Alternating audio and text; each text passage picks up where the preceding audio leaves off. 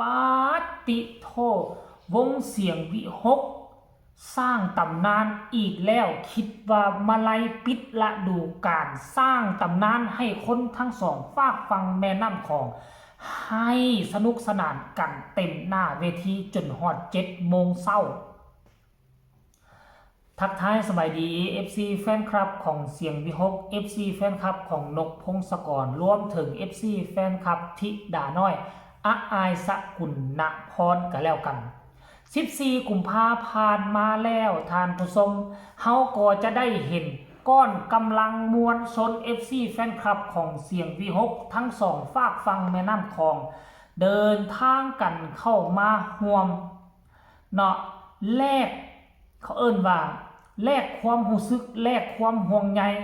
คนทั้งเวียงจันทน์ข้ามน้ำคลองมาโอ้ยโทบ่จักกี่ร้อยคันรถมาชมเสียงวิหกทางวงหมอลำเสียงวิหกกับบ่ธรรมดาโอ้โหตื่นเช้ามา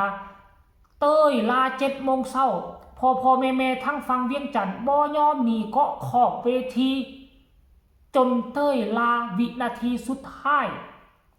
ด้วยความปราบปลื้มใจ7 โมง 20 นาทีหมอลำบ่ทันเลิกว่าซั่นเด้พี่น้องกะบ่หนีจากอยู่ให้กำลังใจลูกๆเต็มหน้าห้านคือเก่าสะอ่อนหลายแท้เด้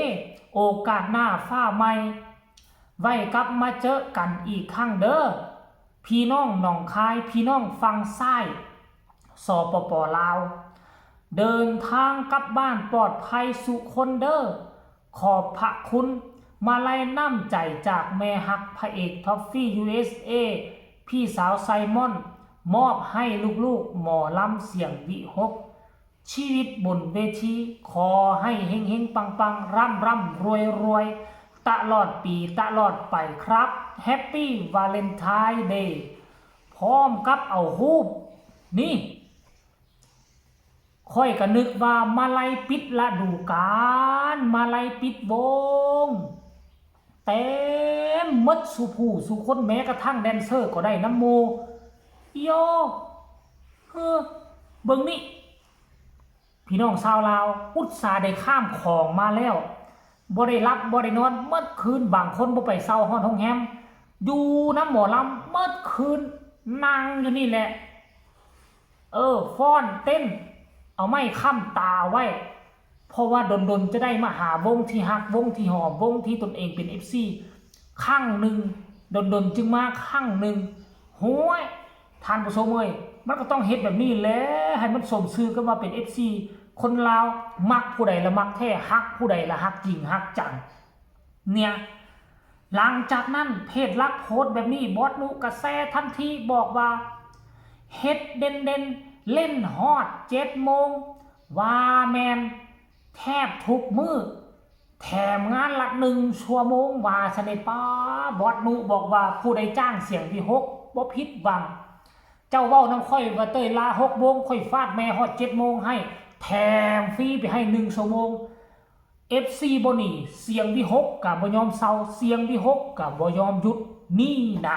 วงหมอลำมันต้องแบบนี้บ่แม่นว่าสิมาอาศัยเอาเงินน้ำเจ้าภาพบ่คิดเห็นอกเห็นใจ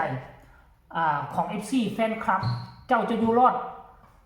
ต่อไปได้มันก็ขึ้นกับ FC แฟนคลับในเมื่อเอาเงินจากผู้จ้างแล้วก็ต้องเอาใจ FC แฟนคลับถ้าเจ้าเอาใจ FC แฟนคลับได้ฐาน FC แฟนคลับเจ้าก็จะหลาย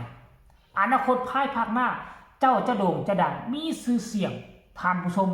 มื้อวานนี้อาอายก็ได้มาลัยตั้งแต่ยังแต่งหน้าบ่ทันแล้วแล้วขึ้นเวทีก็ยอดมาลัยอยู่ทั้งหน้าเวทียอดทริปป๊าโถอึกกระทึกคือโคมทั้งพอทั้งลูกทั้งยานุย้ายสาแดน2 แดนเซอร์จนเฮ็ดให้ค่อยคิดว่าปิดฤดูกาลแล้ววะ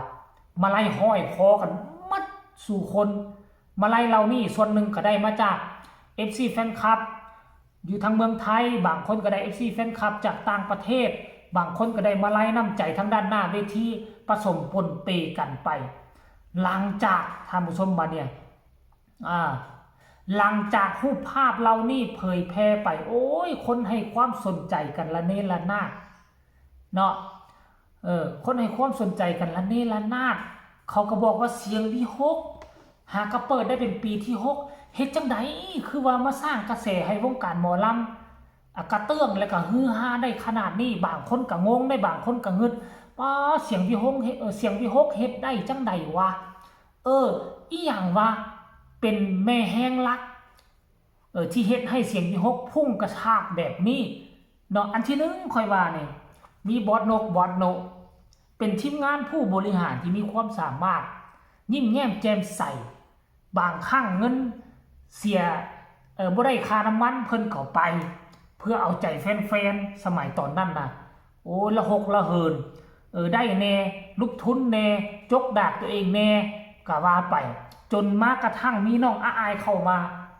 ค่อยเชื่อว่าความดังเพิ่มทวีขึ้นอีกเป็นเท่าตัวเป็นแม่แห้งที่สำคัญเฮ็ดให้การให้งานไหลเข้ามาและค่าจ้างก็อาจจะได้เพิ่มขึ้นตืบจนว่าเปิดวง2โอ้ยเดี๋ยวนี้นะทั้งวง2กับอาญะวง1แห้งอาญะรถแห่ก็อาญะเส้นเดียวกันท่านผู้ชม FC แฟนคลับตอนนี้ไปมันก็สิมีแต่มวลแต่มันไปหน้าสิมีแต่มวลแต่มันไปหน้าอยากเห็นตอนอายอายุ14-15 ปีตอนเป็นสาวเต็มโตเนาะเวทีคงจะแตกอะญะทุกเวทีไปใส่มาใส่ก็จะมีแต่คนแลนอุ้มห้อมต้อมใส่ซอกหาอาองซอกหาอายกันละเนระนาดเนาะรายละเอียดให้ทุกคนไปชมคลิปนี้จักหน่อยหนึ่งก่อนแล้วจึงมาพบกันในช่วงต่อไป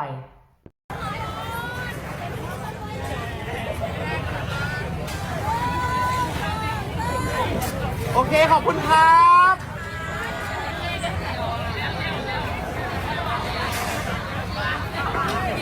2-1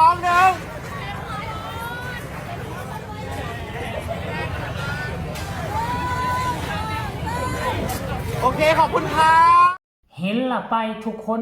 มาไล่เต็มอาญะถึงว่าจะเป็นคลิปสั้นๆเขาก็ได้เห็นว่าทั้งแดนเซอร์ศิลปินใหญ่ศิลปินน้อยศิลปินผู้โด่งผู้ดังผู้บ่โด่งบ่ดังกระผสมปนเปกันไปเนาะผู้ดังแน่ก็ได้หลายผู้เป็นพระเอกนางเอกก็จะได้อาญะเห็นแต่แบงสีแดงแบงสีเทาผู้ที่ความดังน้อยไปก็ได้สีเขียวๆแน่ก็สร้างมันเถาะพอได้เงินซื้อเข้าซื้อน้ำจัก20-30 บาทก็เอาทานผู้ชมเนาะอันนี้คือเหตุการณ์ที่มันเกิดขึ้น FC แฟนคลับลังไหลกันเข้ามาแสดงความหักความแพงให้กับอายกับบอสนกพงศกรก่อนกำลังทั้งสองฝากฟังแม่น้ำของปัจจุบันนี้คนเวียงจันทร์ก็คงพร้อมเดินทางเข้าสุดานหนองคายแล้วละท่านผู้ชมก็ขอให้ทุกคนเดินทางปลอดภัยปีหน้าฟ้าใหม่ถ้ามีวงถึกอกถึกใจมาเล่นแถวนี้ก็ข้ามไปไม่ก็แล้วกันเนาะ FC แฟนคลับทั้งฟังลาวกัดได้ฝากคลิปนี้เอาไว้ในอ้อมอกอ้อมใจ FC แฟนคลับของเสียงวิหกนกพงศกรและก็น้องอายเพียงซ้ำนี่ก็แล้วกันใครอยากส่งกำลังแห่งใจ